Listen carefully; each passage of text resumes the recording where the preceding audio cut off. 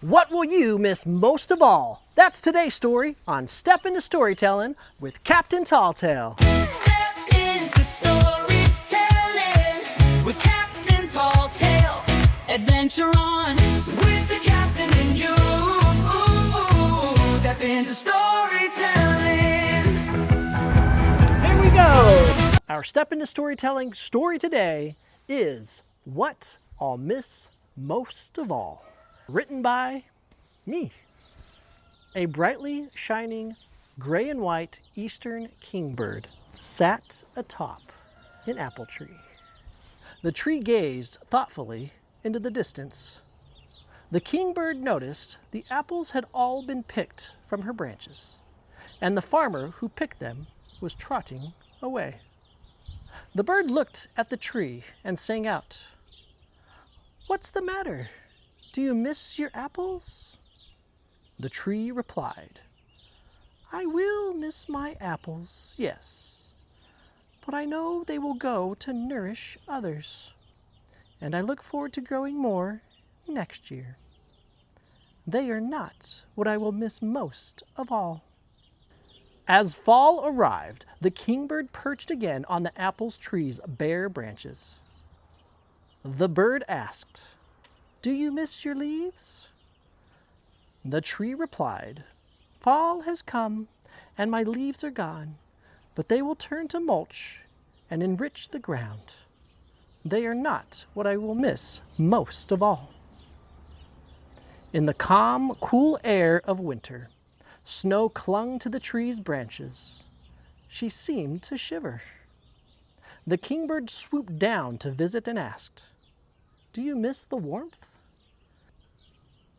The tree replied, "Winter is here, and the snow has frozen my branches to the ringlets. The cold is only temporary, and a great time for me to rest. Warmth is not what I will miss most of all." Spring arrived with delicate sunshine. Birds chirped, bugs buzzed, and flowers bloomed.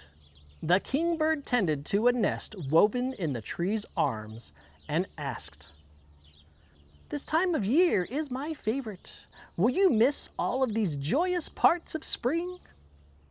The tree replied softly, "These springtime wonders are lovely, but they are not what I will miss most of all." A full year had passed since the kingbird first met the apple tree. She now sat watching her baby birds flitting in front of her, while the tree watched the farmer pick the final apple of the season. He placed it in his basket and turned to leave. The tree said, "Summer has ended. My apples are gone again, but they are not what I will miss most of all."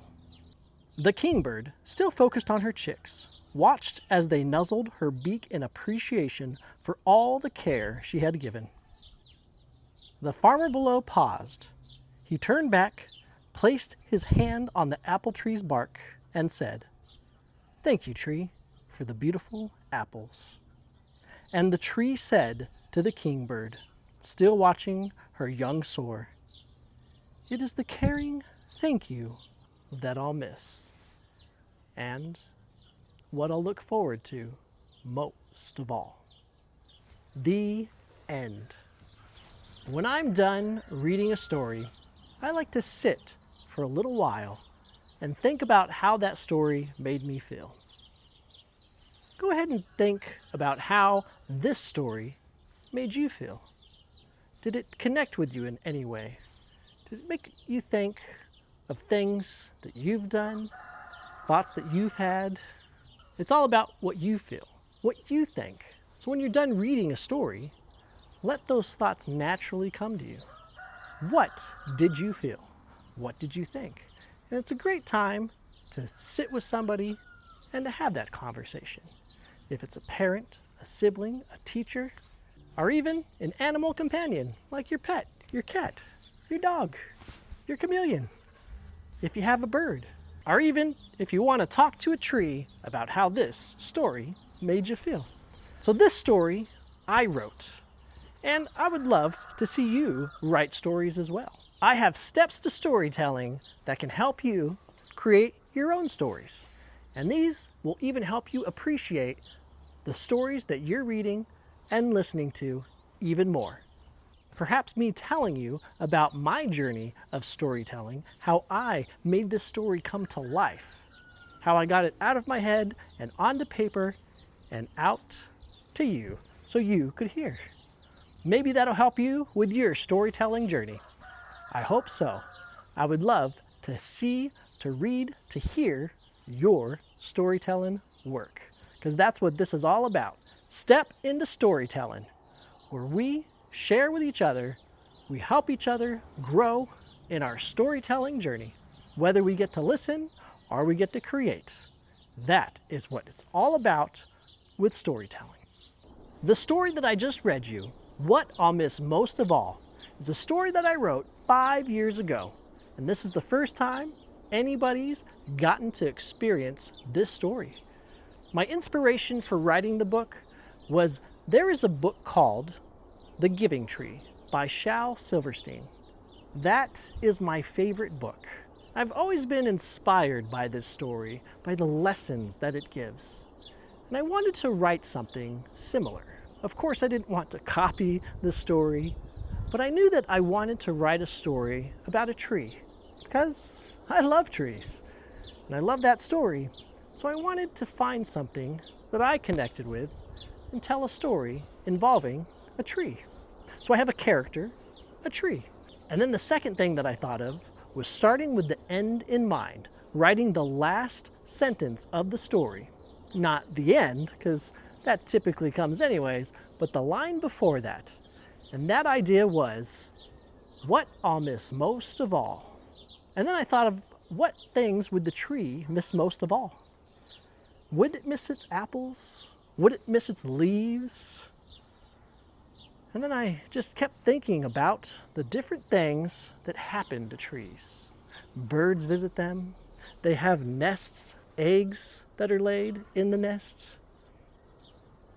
and birds that are hatched from the eggs. And then as I was thinking about this story, I thought about what moms miss.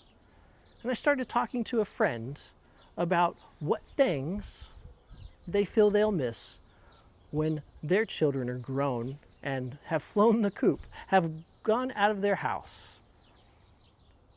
And that friend told me a few things of what they would miss. And as they were talking, her son came up and was talking to her, and he said, "Thank you."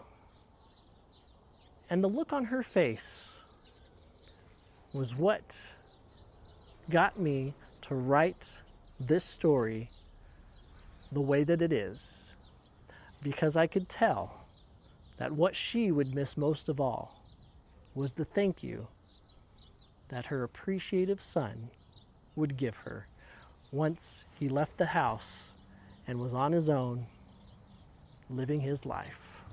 I started with a character, a tree. Then I thought about the last line, the ending. And then as I went through and did some research and thought about the story, a natural thing that I saw in life inspired me to fulfill this story. And it was all about a thank you and a glimmer in someone's eye that truly appreciated that thank you. And here are some things that can help you when you write a story, and things to think about when you read your next story. Think of the characters in the story, the setting, the place that it takes place, the beginning of the story, the first line, how it sets the tone for the whole story, the last line, how it brings it all together and makes you feel an emotion. And think of the words that you use in a story. You can use big words, you can use little words. You can use the word thank you. That was a word that came to me and was absolutely going to be in the story. So there you go. That's how I came to tell my story. If you have any questions your own, email me info@captaintalltale.com. And who knows, maybe my next episode I'll get to answer your question. So make sure to ring the bell for notifications so you can see the next story. And you can help me out by subscribing and liking. That's how I'll know that these stories are appreciated, and I'll keep making them. And your appreciation of the stories is what I'll miss most of all. Adventure on. Step into storytelling.